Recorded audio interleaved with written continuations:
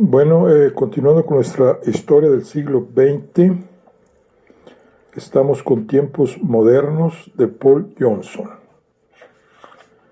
Y vamos a continuar.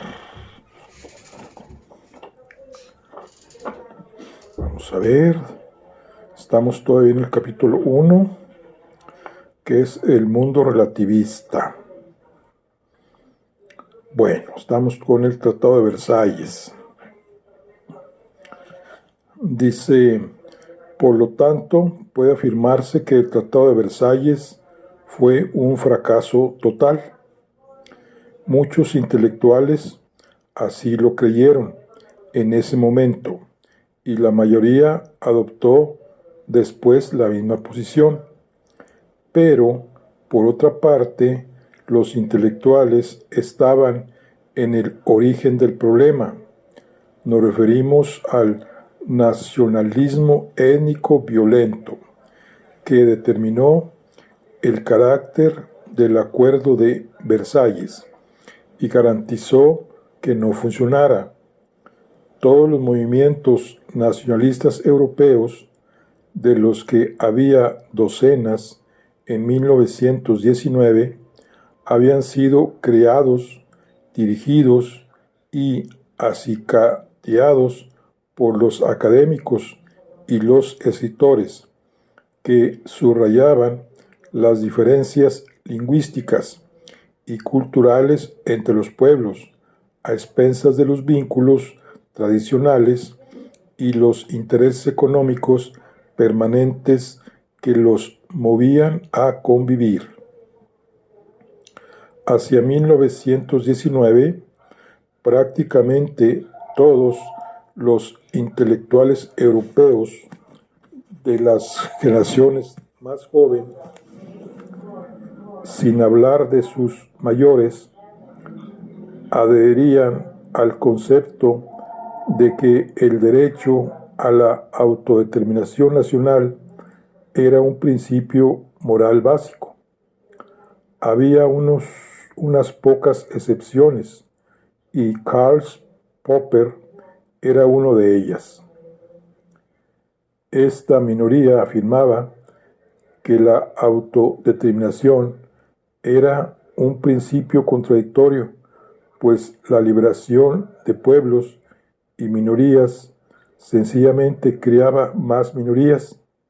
Sin embargo, en general, se aceptaba que la autodeterminación poseía una validez indiscutible en Europa, del mismo modo que durante las décadas de los 50 y de los 60 sería aceptada para África. Sin duda, en 1919 no podía hablarse de rescatar las antiguas formas de organización de Europa Central y Oriental. Los nacionalistas ya las habían destruido. Desde la distancia del presente es habitual considerar los últimos años de Austria-Hungría como un sereno ejercicio multirracial. En realidad, era una pesadilla de crecientes animosidades raciales. Cada reforma provocaba más problemas, más que los que pretendía resolver. En 1867, Hungría se elevó a la jerarquía de un estado separado dentro del imperio. Inmediatamente comenzó a oprimir a sus propias minorías, sobre todo a los eslovacos y rumanos, con una ferocidad y un ingenio mayores que los que se habían manifestado en la opresión que había sufrido a manos de Austria. Las elecciones eran sospechosas y los ferrocarriles, el sistema bancario y los principios de libre comercio interior fueron ferozmente atacados en la búsqueda de ventajas radicales. Tan pronto como la reforma posibilitó ese tipo de actitudes. Los checos y otros grupos eslavos siguieron el ejemplo húngaro. Ningún grupo étnico se comportaba de manera consecuente. Aquello que los alemanes reclamaban y lo que los checos negaban en Bohemia, los alemanes negaban, y los italianos y los eslovenos meridionales reclamaban en Tirol meridional y Estiria.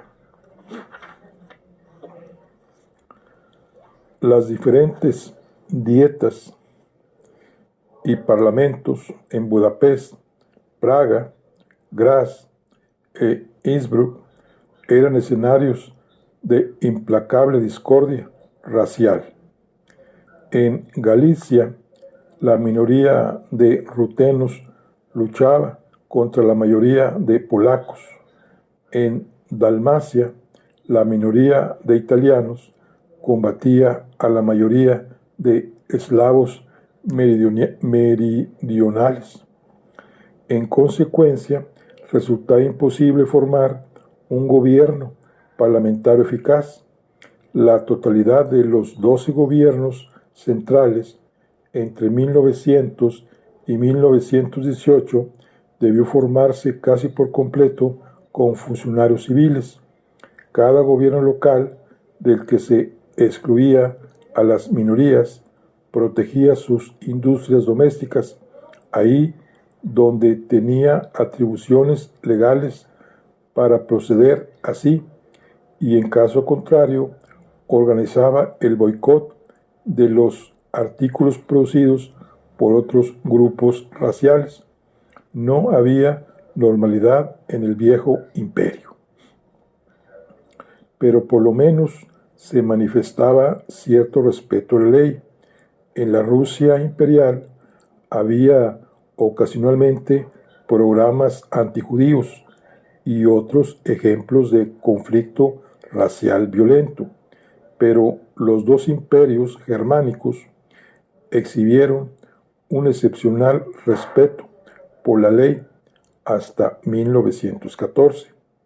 Incluso se formulaba la queja de que los respectivos pueblos eran excesivamente dóciles.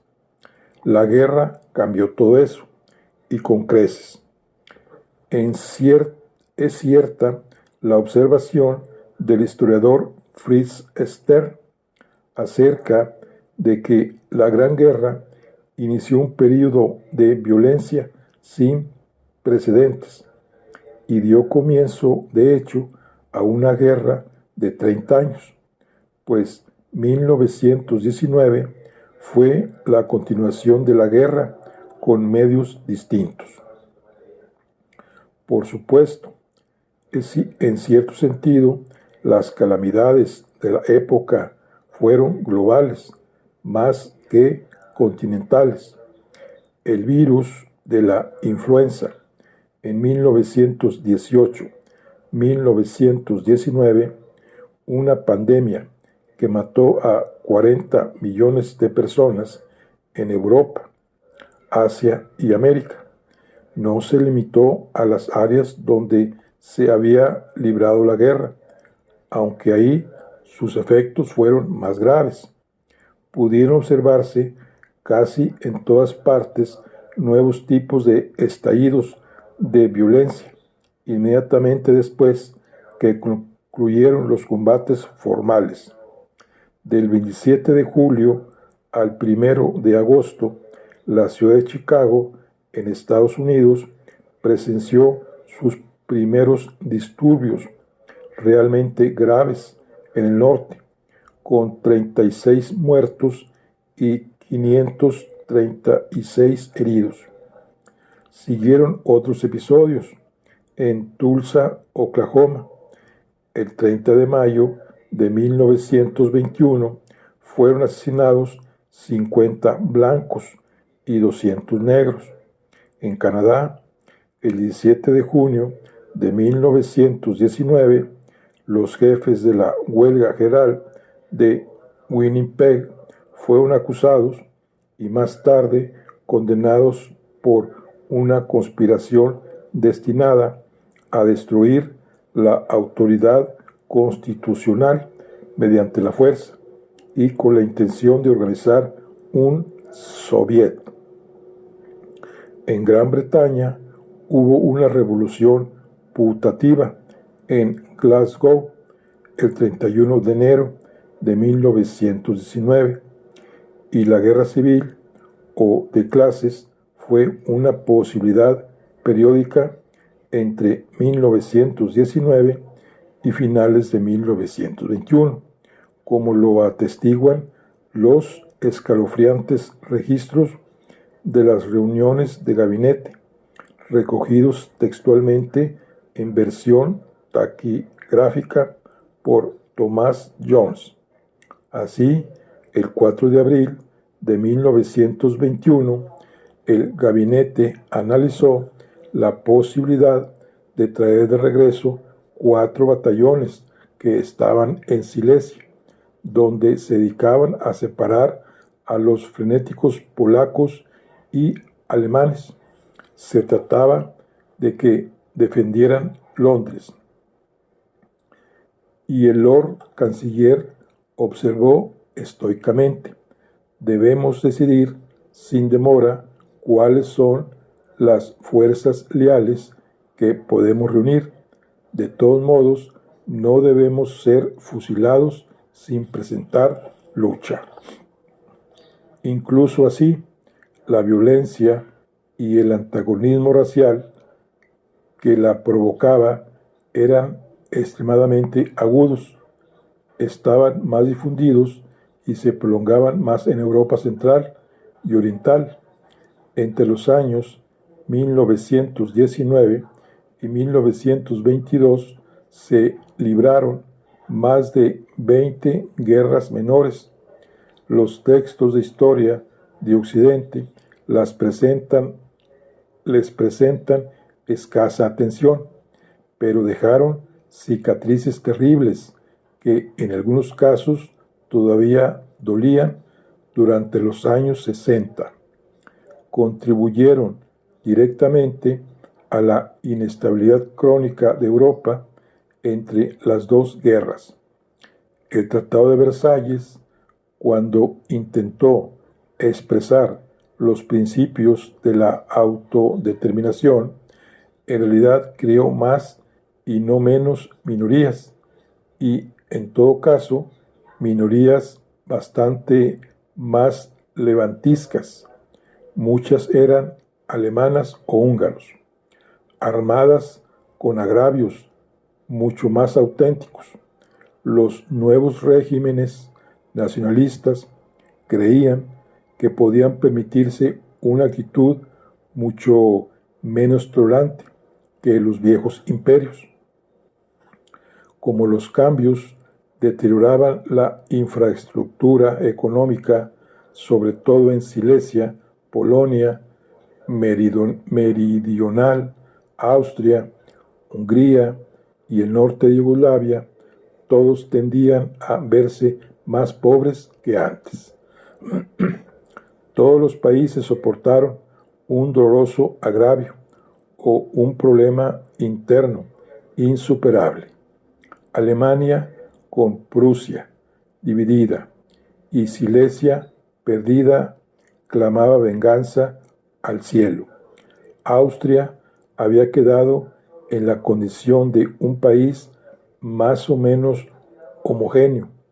Incluso se le incorporó el Burgenland alemán, quitado a Hungría, pero se la despojó de todas sus antiguas posesiones y le restó un tercio de su población en la hambriada Viena. Más aún, de acuerdo con los términos del tratado, se le prohibía buscar la unión con Alemania, y eso determinó que el Anschluss pareciese más atractivo de lo que era realmente. La población de Hungría se vio reducida de 20 a 8 millones. Su economía industrial, cuidadosamente integrada, quedó maltrecha y 3 millones de húngaros fueron traspasados a los checos y a los rumanos. De los beneficiarios de Versalles, Polonia era la más voraz y la más belicosa, y en 1921, después de 3 años de lucha, emergió con un territorio que tenía doble extensión de lo que se había previsto en la conferencia de paz. Atacó a los ucranianos, arrebatándoles Galicia Oriental y su capital, Lvov. Luchó contra los checos para apoderarse de Techen, Cieszyn, pero fracasó. Una de las razones por las que Polonia no demostró simpatía hacia los checos en 1938 y de hecho ayudó a Rusia a invadirlos en 1968, a pesar de que en ambos casos correspondía a sus intereses generales apoyar la independencia checa. Convalidó sus derechos contra los alemanes, apelando a la fuerza, tanto en el Báltico como en Silesia. Invadió Lituania, liberada poco antes, ocupó Vilno y la incorporación después de un plebiscito. Libró una guerra en gran escala por la adquisición de territorios contra Rusia y convenció a las potencias occidentales de que ratificasen sus nuevas fronteras en 1923. Al expandirse mediante la fuerza, Polonia había manipulado con habilidad el temor de Gran Bretaña al bolchevismo y el deseo de Francia de tener un aliado poderoso en el este, ahora que su antigua alianza con el zarismo ya no existía. Pero por supuesto, cuando llegó el momento decisivo, Gran Bretaña y Francia fueron impotentes para acudir en ayuda de Polonia, que en este proceso había ofendido irremediablemente a todos sus vecinos, los que estaban dispuestos a caer sobre ella tan pronto se les ofreciera una oportunidad. Entretanto, Polonia había incorporado el más grave problema de minorías en Europa, fuera de la misma Rusia. De sus 27 millones de habitantes, un tercio estaba formado por minorías: ucranianos occidentales, bielorrusos, alemanes, lituanos, todos en áreas concentradas, más 3 millones de judíos. Los judíos tendían a ser causa común con los alemanes y los ucranianos. Tenían un bloc de 30 y tantos diputados en el Parlamento y eran la mayoría en ciertas ciudades orientales, con un monopolio virtual del comercio. En Versalles, Polonia se vio obligado a firmar un tratado especial que garantizaba los derechos de sus minorías, pero no los cumplió, ni siquiera durante los años 20 y menos aún en los años 30, cuando su política frente a las minorías se deterioró por influjo de la dictadura militar. Como trataba a un tercio de su población prácticamente como si hubiera sido extranjera, mantenía una enorme fuerza policial, más un ejército permanente, pero mal equipado, para defender sus dilatadas fronteras. Había una visión de gran alcance en el comentario del noble polaco al embajador alemán. en 1918. Para liberar a Polonia, yo cedería la mitad de mis bienes terrenales, pero con la otra mitad emigraría. Checoslovaquia era una nación todavía más artificial, pues de hecho estaba constituida por varias minorías controladas por los checos. El censo de 1921 reveló la existencia de 8.760.000 checoslovacos, 3.123.448 alemanes, 747.000 magiares y 461.000 rutenos. Pero los alemanes afirmaron que las cifras eran intencionadamente erróneas y que en realidad el grupo gobernante era mucho menos numeroso. En todo caso, incluso los eslovacos consideraban que sufrían las persecuciones de los checos y era característico de este país que Bratislava, la nueva capital eslovaca, estuviese habitada principalmente no por eslovacos, sino por alemanes y magiares. Durante los años 20, los checos, a diferencia de los polacos, realizaron esfuerzos serios para aplicar una política justa a las minorías, pero la crisis afectó a los alemanes con una dureza mucho mayor que a los checos, ya fuese por casualidad o por intención, y después la relación se emponzoñó de manera irremediable. Entonces, Polonia y Checoslovaquia. Luego, Yugoslavia. Yugoslavia se asemejaba a Checoslovaquia por ser un imperio en miniatura dirigido por los serbios, con brutalidad bastante más considerable que la que los checos demostraban en su país.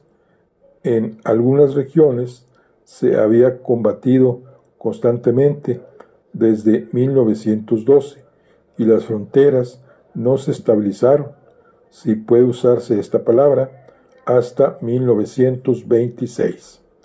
Los serbios ortodoxos dirigían el ejército y el gobierno, pero los croatas católicos y los eslovenos, que poseían niveles culturales y económicos mucho más elevados, hablaban de su deber de europeizar los Balcanes, es decir, a los serbios, y del temor que sentían de ser ellos mismos balcanizados.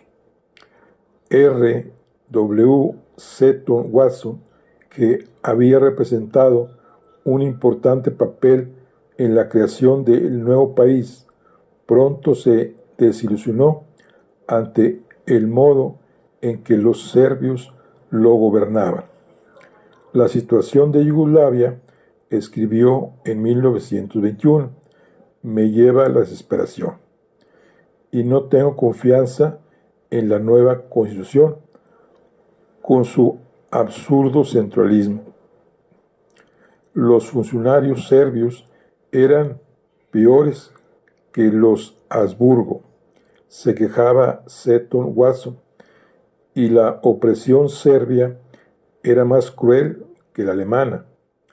Mi propia inclinación, escribió en 1928, es dejar que los serbios y los croatas se cocinen en su propia salsa. Creo que ambos están locos y no pueden ver más allá de sus narices. Evidentemente, algunos miembros del Parlamento habían estado intercambiando tiros en el Parlamento y en estos episodios murió Stefan Radić, líder del Partido Campesino Croata. El país se mantenía unido en lo posible, no tanto por la acción de la policía política serbia como por el candente odio de sus vecinos italianos, húngaros, rumanos, búlgaros y albanos, ya que todos tenían agravios que saldar. Europa Central y Oriental estaba recolectando ahora la sombría cosecha del nacionalismo irreconciliable sembrado a lo largo del siglo XIX. O para variar la metáfora, Versalles había levantado la tapa de un caldero hirviente y ruidoso, y el hedor del brebaje se difundió por Europa entera hasta que primero Hitler y después Stalin volvieron a tapar el caldero apelando a la fuerza. Sin duda, cuando sucedió esto, los hombres y las mujeres de más edad recordaron con nostalgia los llevaderos imperios dinásticos que habían perdido. Por supuesto, en 1919 ya parecía absurda la idea de un monarca que gobernaba con reunión de pueblos europeos heterogéneos por derecho divino y de acuerdo con la costumbre antigua. Pero si el imperialismo en Europa misma era anacrónico, ¿cuánto tiempo más parecería defendible fuera del continente? La autodeterminación no era un principio continental, era, o pronto lo sería, un concepto global. La refutación de R. Krauss a Harold Nicolson en la conferencia de París vino a ser el eco de una idea que Mauricio Hankeyes había formulado a Lord Robert Cecil cuando este último trabajaba en el plan embrionario de la Liga de las Naciones. Hankey le rogó que no insistiese en un enunciado general referido a la autodeterminación.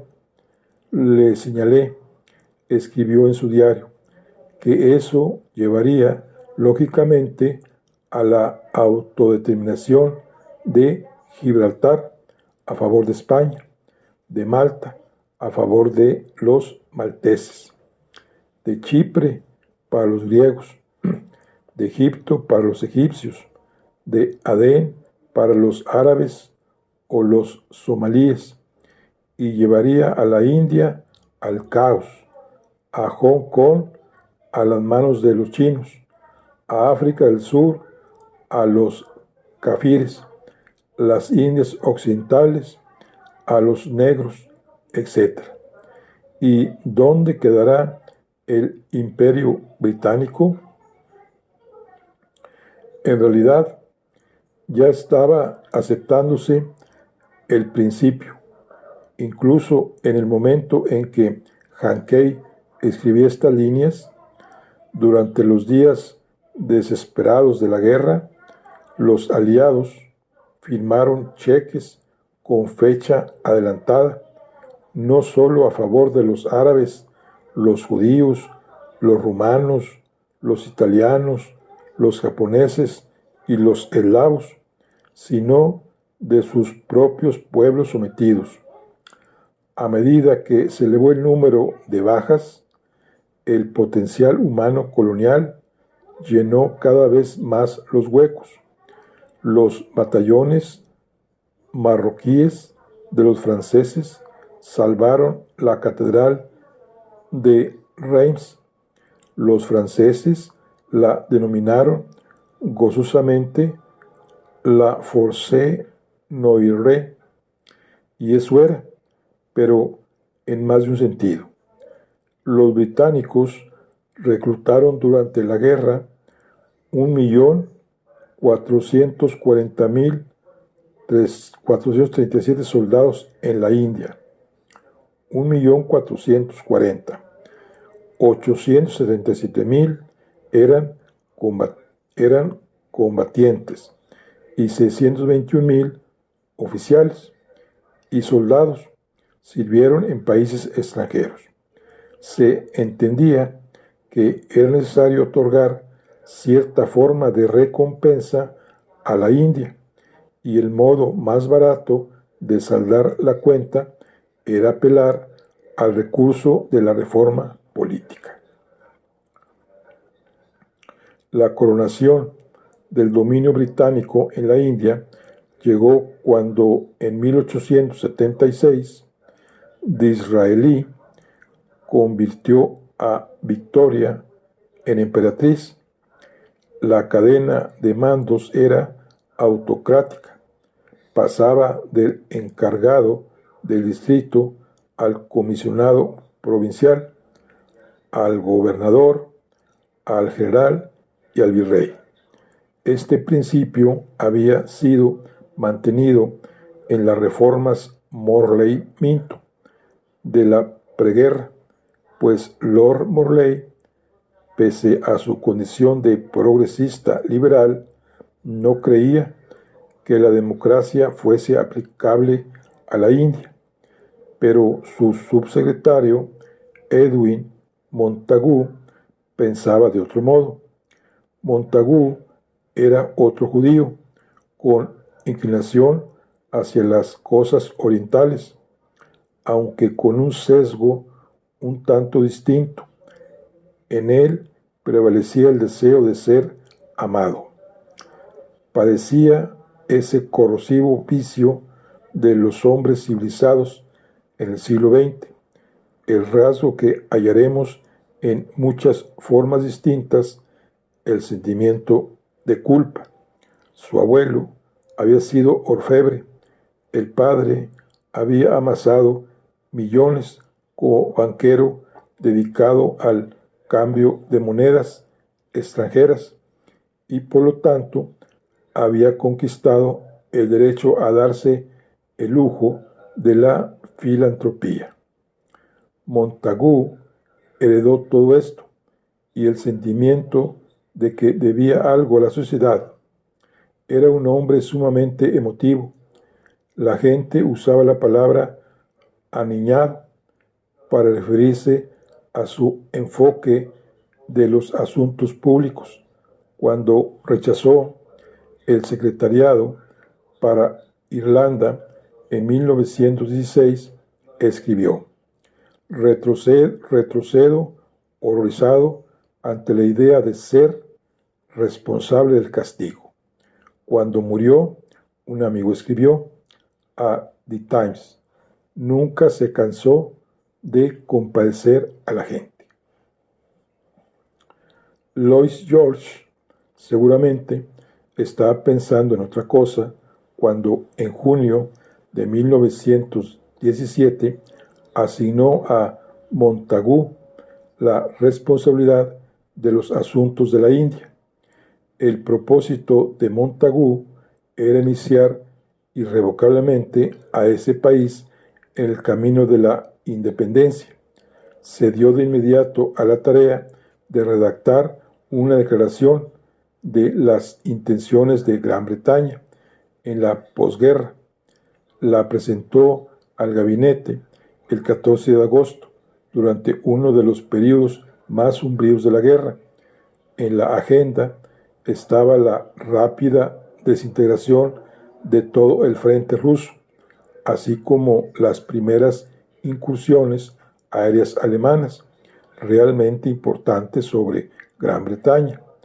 Las mentes de los hombres desesperados que estaban alrededor de la mesa estaban agobiados por las terribles pérdidas sufridas en la ofensiva de Passchendaele, donde entonces llegaba a su fin la segunda semana sangrienta e inútil.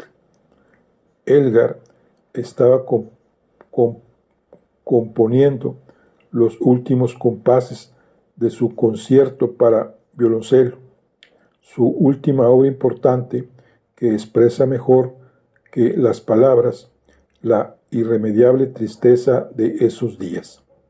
Montagu leyó su enunciado político, que incluía una frase irrevocable: el desarrollo gradual de las instituciones libres en la India con vistas al gobierno propio definitivo. Pero Lord Curzon prestó atención. Era el imperialista arquetípico de la Edad de Plata, exvirrey, que cierta vez afirmó: mientras gobernemos la India, seremos o somos la potencia más grande del mundo. Si la perdemos, descenderemos a la condición de país de tercera clase.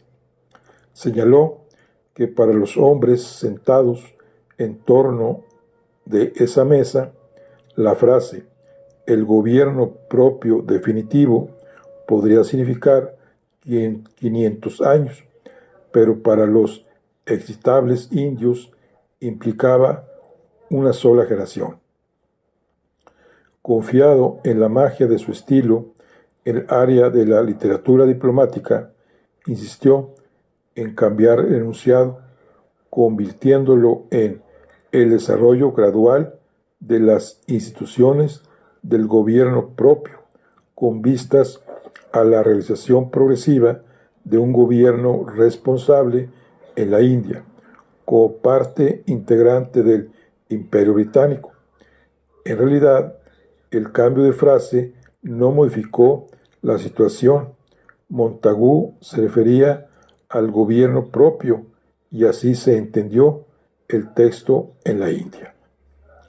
Ciertamente, durante esos meses de noviembre y diciembre, mientras Lenin se apoderaba de Rusia, Montagu viajaba a la India para consultar la opinión de ese país.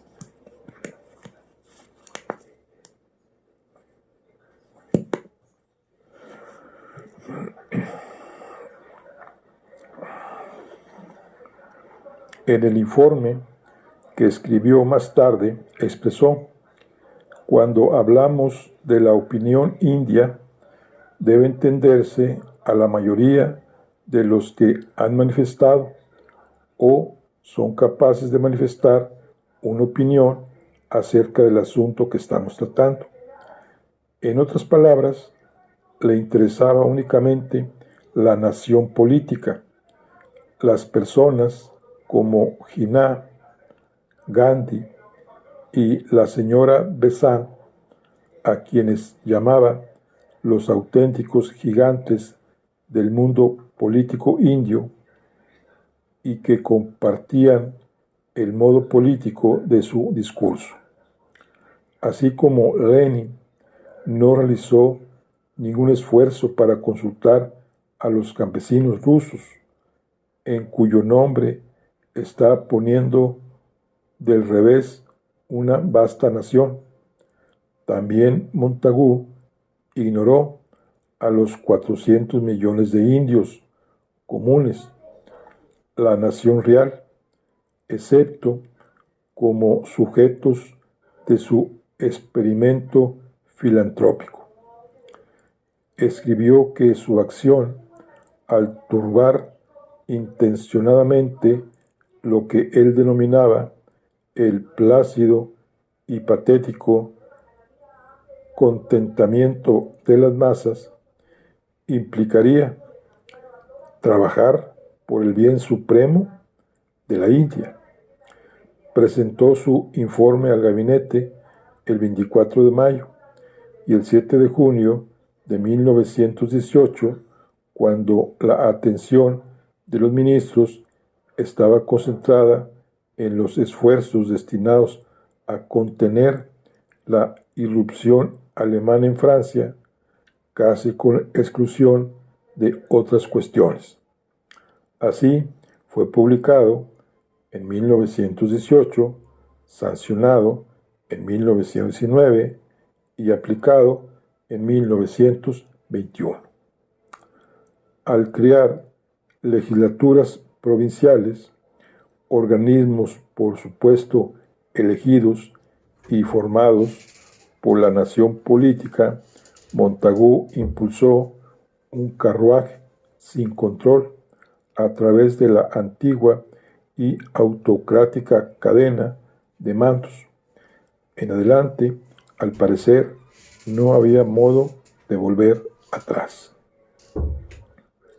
Sin embargo, no debe suponerse que ya en 1919 la desintegración progresiva del Imperio Británico era inevitable o incluso previsible. En la historia no hay acontecimientos inevitables. En efecto, ese será uno de los temas principales de este volumen. En 1919, a los ojos de la mayoría de la gente, el Imperio Británico parecía ser no solo el más extenso, sino también el más sólido de la Tierra. Gran Bretaña era una superpotencia. No importaba cuál fuese el criterio aplicado. Tenía de lejos la marina más importante, que incluía 61 acorazados, más que las marinas norteamericanas y francesas juntas, y más del doble que los japoneses e italianos juntos. La marina alemana ahora estaba en el fondo de Scapa Flow, además de 120 cruceros y 466 destructores. También poseía la principal fuerza aérea del mundo y, algo sorprendente en vista de su historia, el tercer ejército del mundo. Por lo menos en teoría, el Imperio Británico había ganado enormemente con la guerra. Tampoco este resultado fue casual. En diciembre de 1916, la destrucción del frágil gobierno de Asquith y la formación de la coalición de Lloyd George determinaron la incorporación de los imperialistas de Balliol, Lord Curzon y sobre todo Lord Milner y los miembros del Jardín de Infantes que él había formado en África del Sur. El Gabinete Imperial de Guerra pronto organizó un grupo dirigido por Curzon con Leo Amery del Jardín de Infantes como secretario. Se trató del Comité de las Desiderata Territoriales, cuya función era planear la división de los despojos destinados no solo a Gran Bretaña, sino a otras unidades del imperio. En el momento mismo en que Montagu proponía desembarazarse de la India, este grupo demostró mucha energía y alcanzó la mayoría de sus metas. El general Smuts, de África del Sur, reclamó el África del Sudoeste para su país. Williams Massey, de Nueva Zelanda, obtuvo un enorme fragmento del Pacífico para los dominios de las Antípodas.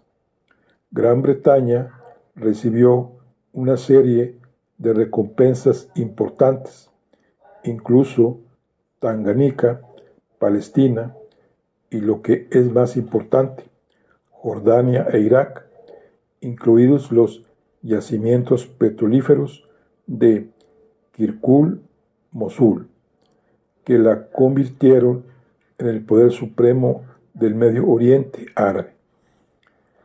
Es cierto que por insistencia de Wilson, estas anexiones no eran colonias, sino mandatos de la Liga de las Naciones, pero por el momento parecía que en la práctica había escasa diferencia entre las dos cosas.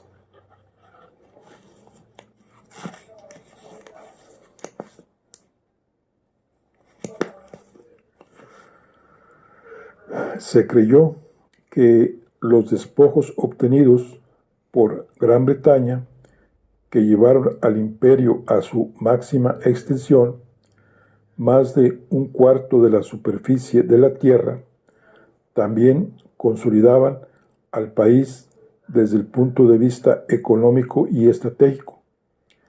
Smoot, el más imaginativo de los imperialistas de la Edad de Plata, representó un papel fundamental en la creación de la moderna Comunidad Británica de Naciones y en la de la Liga.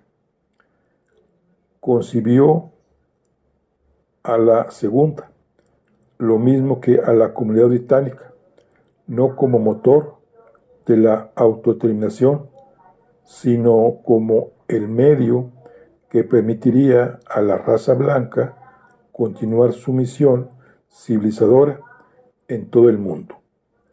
A su juicio, la adquisición de África del Sudoeste y Tanganica no era arbitraria, sino los pasos de un proceso que debía completarse mediante la compra o absorción del Mozambique portugués, con lo que a su tiempo se obtendría lo que él llamaba el dominio británico en África.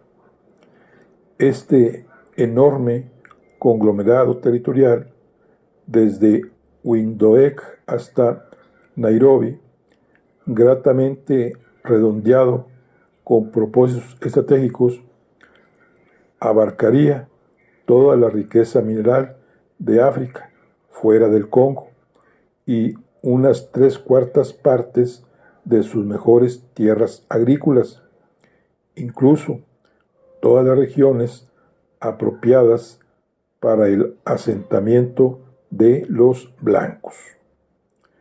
Esta creación de un gran dominio a lo largo de la costa oriental en África era en sí misma parte de un plan geopolítico más amplio, del cual la creación de un predominio británico en Medio Oriente era la clave, destinada a convertir todo el océano Índico en un lago británico.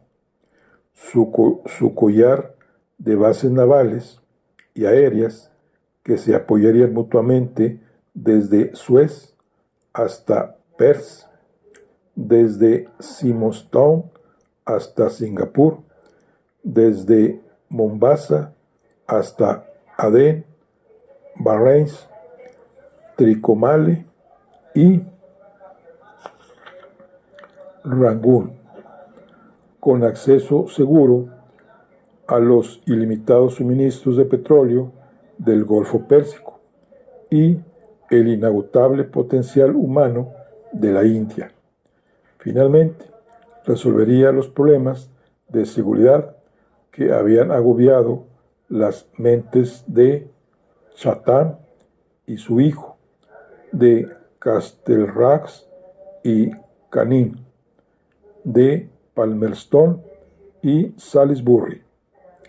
Era el gran premio permanente que la guerra había otorgado a Gran Bretaña y a su imperio. Todo parecía enormemente meritorio sobre el mapa. No obstante,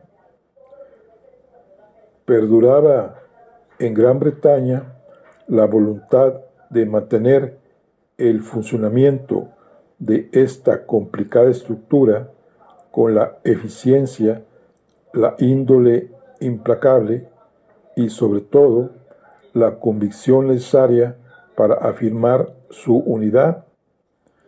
¿Quiénes representaban mejor la época?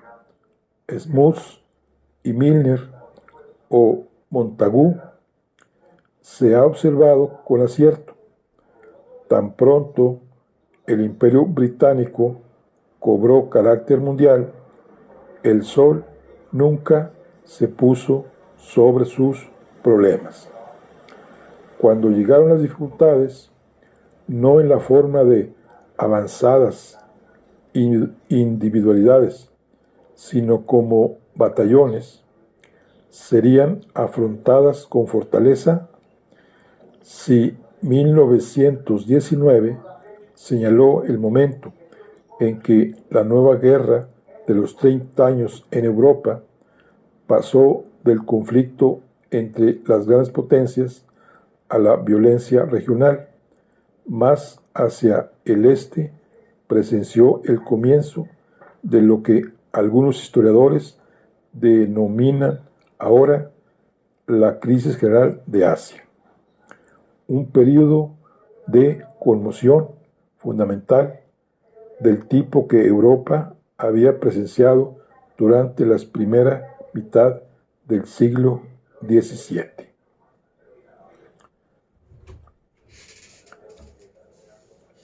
En febrero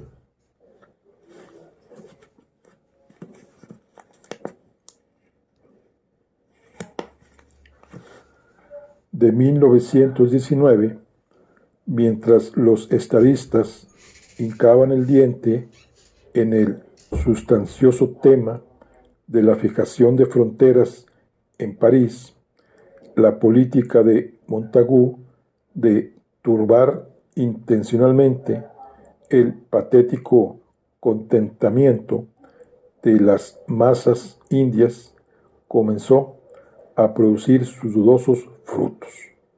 Cuando la primera campaña del Satyagrat, o sea, resistencia pasiva de Mahatma Gandhi, originó algunas perturbaciones muy activas. El 10 de marzo hubo un alzamiento autobritánico en Egipto.